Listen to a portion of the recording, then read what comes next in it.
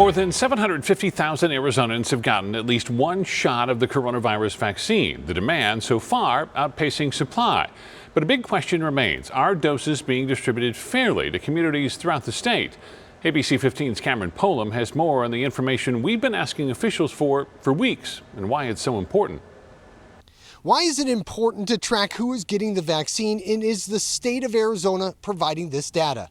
Data drives policy, and there's nothing more important to the distribution of this vaccine than the picture that data will provide.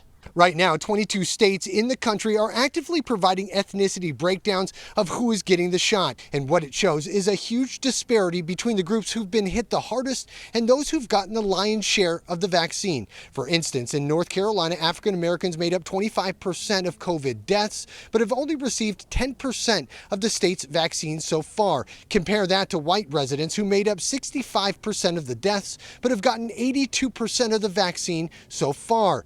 This similar story is playing out across the country. In Texas, Latinos make up 48% of the deaths, but again have only received 15% of the vaccine. White residents there, 39% of the deaths, but getting 51% of the vaccine so far. It's this data that can lead to better decisions on where to add vaccination locations, where more outreach surrounding vaccine hesitancy might be located, and how to distribute those resources so it's truly an equitable system.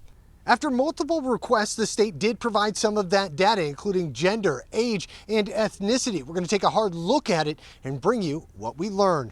I'm Cameron Polam, ABC 15, Arizona.